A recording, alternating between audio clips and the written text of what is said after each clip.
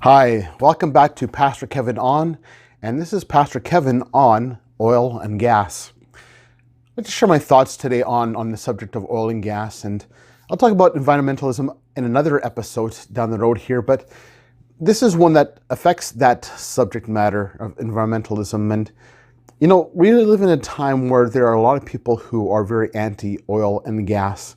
And so how are we as Christians to handle this issue? It doesn't really matter which side of the argument you are, whether you're an environmentalist or not. I do believe that as Christians we need to take care of our environment, but not necessarily in the way that environmentalists say, particularly when it's the subject of oil and gas.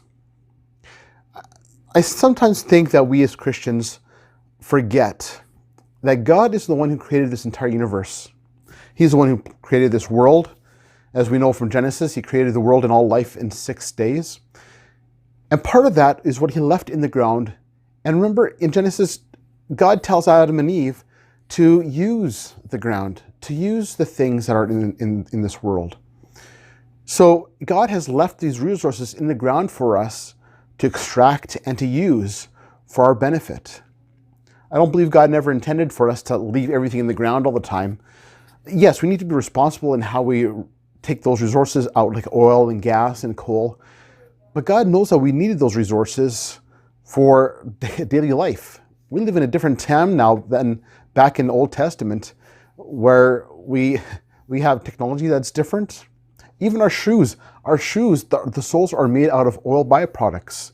Our soaps that we wash with are made out of oil byproducts. Petroleum jelly, where do we think we get that from when we use that on our baby's bottom? There's so many products and things that we use in daily life, and things that we have products that don't use oil and gas, but are made from machines that require oil for lubrication.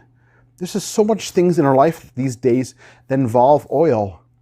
What about heat? I mentioned in our last episode how we just came out of a cold snap in the area we live in, a really cold snap. And in going through that cold snap reminded me of how thankful I am for fuel to burn to keep us warm. Things like natural gas or wood. So thankful too that we have gasoline to put in our vehicles to get from point A to B, to get groceries we need. Even things to keep us warm during that cold snap. Oil and gas is important. It's something that God has given as a resource for us to use. Yes, to use it appropriately, but to use because God has left it there for us to use. Sure, that doesn't mean that we don't explore different technologies in the future for heating, but let's not forget that heat requires flame. In order for us to keep our homes warm in the wintertime, for those of us who live in sub-zero temperatures, we need a resource that keeps our homes warm. And right now, oil and gas is what we have, and wood. So I think it's important for us as Christians to be thankful for the resources God has given us. Yes, use the oil and gas. Yes, be responsible in how we take it out of the ground. But it's a resource that God has given for us to use for all time. I mean, even when we think about it, do we honestly think that we as humans can destroy our planet? God is the one who created it. What do we think that we can destroy it? If we want to talk about air quality, that's a whole other conversation. But truly, I don't believe we can destroy God's planet.